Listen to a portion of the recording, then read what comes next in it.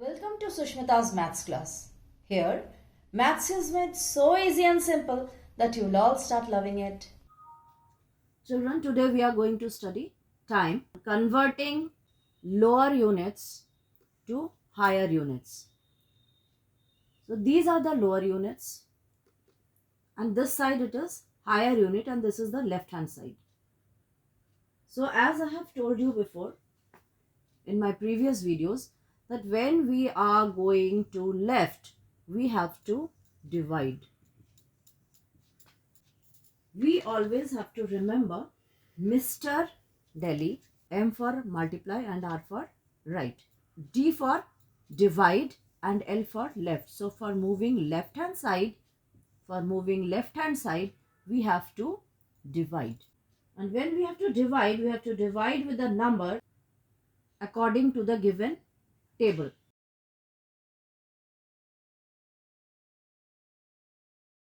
Let's start with some examples. Convert 154 seconds to minutes. So second is here and minute is here. And we also have to apply the unitary method. 60 seconds is equal to 1 minute. So 1 second will be equal to 1 by 60 minutes. And 154 seconds will be equal to 1 by 60 multiplied by 154. 60 seconds में 1 minute होता है, तो 1 second में 1 by 60 minute होंगे, और ये 1 second का हमने निकाल लिया, तो यूनिटरी मेथड से 154 सेकेंड का जितना 1 सेकेंड में जितने मिनट्स होते हैं उसको 154 से मल्टीप्लाई कर देंगे. दिस स्टैंड्स एज फ्रैक्शन में हमने सीखा है, ये इस तरह से मल्टीप्लाई किया. डिनोमिनेटर इज द डिवाइजर, सो 60 से डिवाइड कर देंगे. 60 टू ज़ा 120, 34 लेफ्ट. ये सेकेंड्स थे, तो ये जो बच जाएगा ये सेकेंड्स होगा. So our answer is 2 minutes 34 seconds. Actually हम क्या फाइंड आउट करने की कोशिश कर रहे हैं कि 154 जो सेकेंड्स है, 154 सेकेंड्स में कितनी बारी 60 आते हैं. तो अगर हम इसको सब्ट्रैक्ट करें, 154 सेकेंड्स में एक बार 60 आएगा, 94 रह गए. ये दोबारा हमने 60 सेकेंड्स निकाल लिया. 154 सेकेंड से एक बार हमने 60 सेकेंड्स निकाल लिया, यानी ये 1 मिनट हो गया. नेक्स्ट 94 बच गए, तो इसमें से 60 सेकेंड्स निकाल लिया, दूसरा मिनट आ गया, और 34 सेकेंड्स बच गए. या तो हम इसको रिपीटेड सब्ट्रैक्शन करें,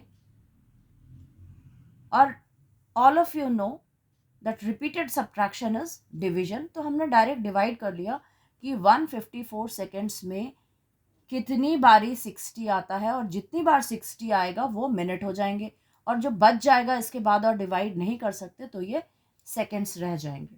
that means answer is 2 minutes 34 seconds. The next question is 9:43 minutes to hours and minutes. 9:43 minutes means, और इसको hours में चेंज करना है. We all know 60 minutes is equal to 1 hour. Now 1 minute is equal to 1 by 60 hour. So 9:43 minutes is equal to 1 by 60 into 943 hours. Denominator is the divisor, so we have to divide by 60.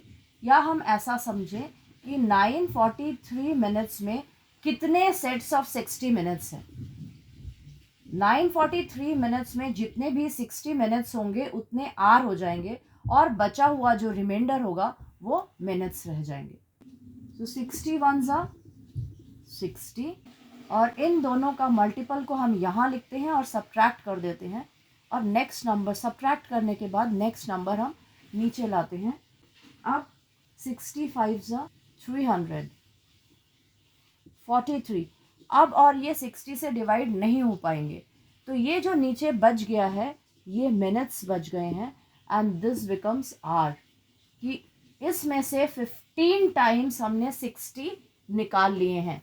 जितने 60 minutes के bundle होंगे उतने 1 our होंगे, तो यहाँ क्या हो गया 15 आवर्स and 43.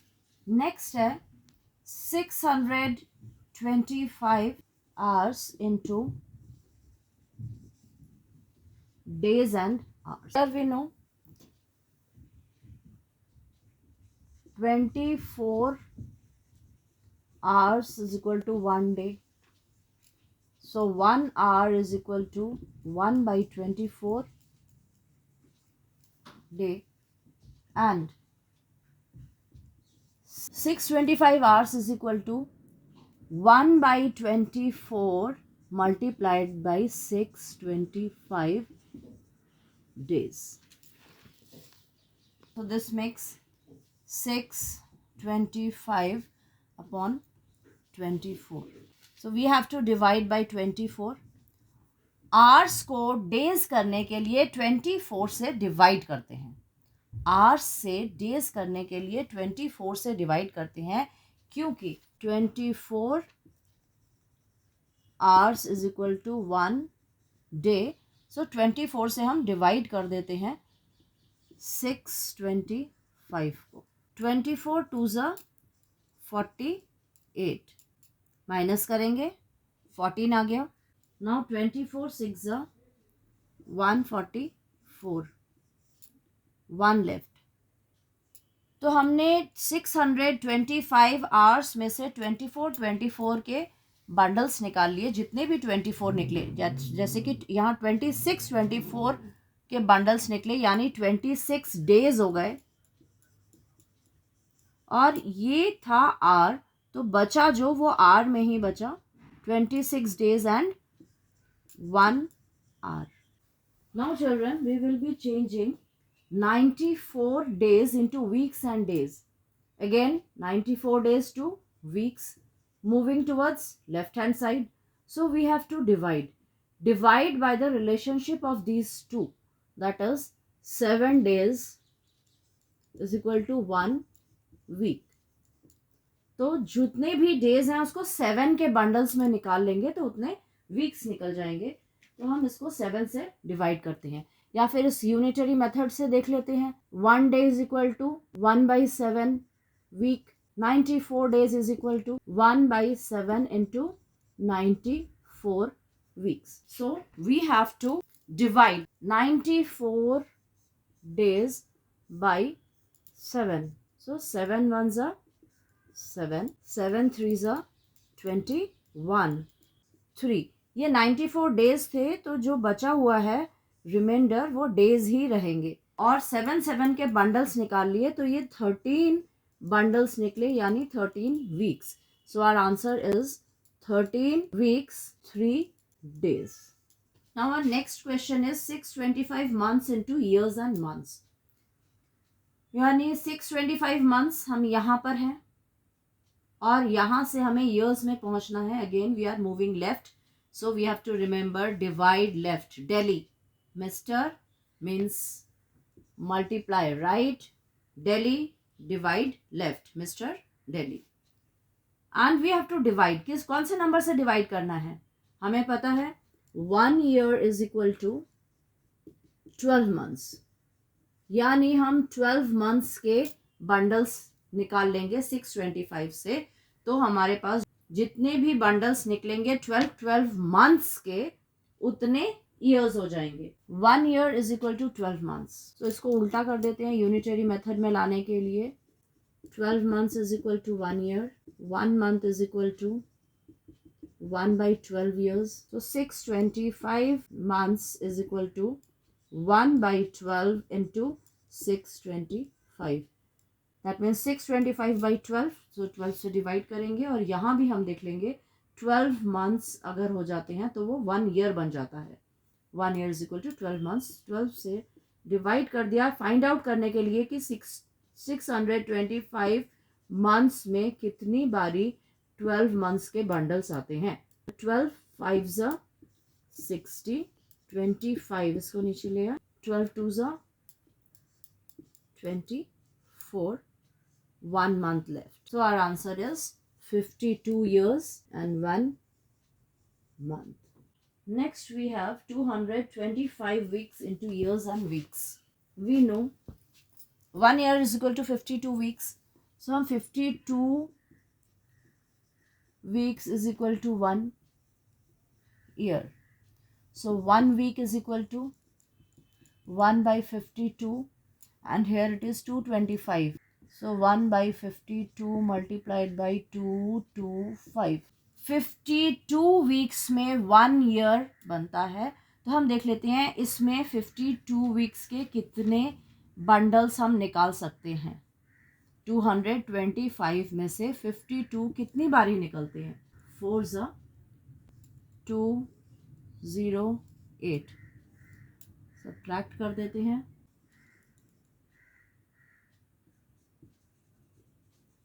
सो हमारा आंसर क्या है.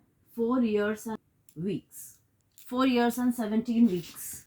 Now children, we have to change 737 days into years and days.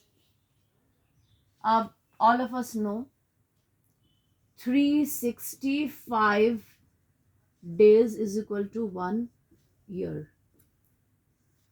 So 1 day will be equal to 1 by 365 years and we have 737 days. That will be equal to 1 by 365 multiplied by 737. Denominator, numerator. Denominator is the divisor. So we will have to find out कि 365 days कितनी बारी है 737 में. So 365 2 730 minus किया 7 days बाकी रह गए. तो हमारा आंसर हो गया 2 years and 7 days. ये डेज था इसीलिए जो बाकी रह गया रिमाइंडर वो डेज में ही आंसर आएगा. और हमारे पास 2 bundles of 365 आ गए. 2 bundles आ गए मतलब 2 years आ गए. So children, again over here हम जब स्मॉलर यूनिट से बिगर यूनिट में आते हैं तो हमें डिवाइड करना पड़ता है. तो हम याद रखेंगे दिल्ली, डिवाइड लेफ्ट. एंड अगर हम बिगर यूनिट से स्मॉलर यूनिट की तरफ जाते हैं तो हमें मल्टीप्लाई करना पड़ता है.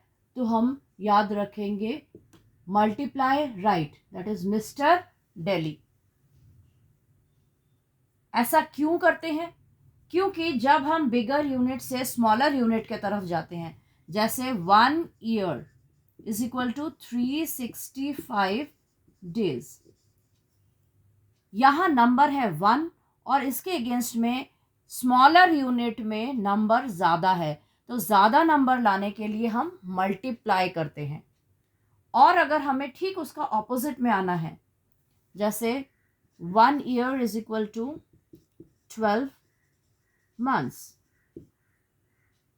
मंथ जो है यूनिट छोटा है ईयर से, पर ये नंबर बड़ा है, ये नंबर छोटा है.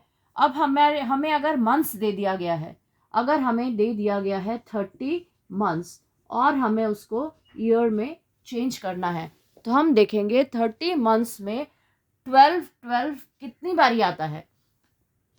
एक बार 12 आया 18 months. उसके बाद फिर हमने 12 months का एक बंडल निकाल लिया तो हमारे पास रह गया 6 months. अब हम इसमें से 12 का बंडल नहीं निकाल सकते.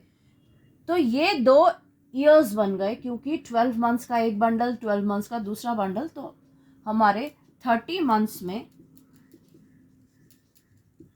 2 years आ गए और 6 month रह गया बाकी. सो 2.5 year में 30 months होते हैं. If you found the video useful, like, share and subscribe.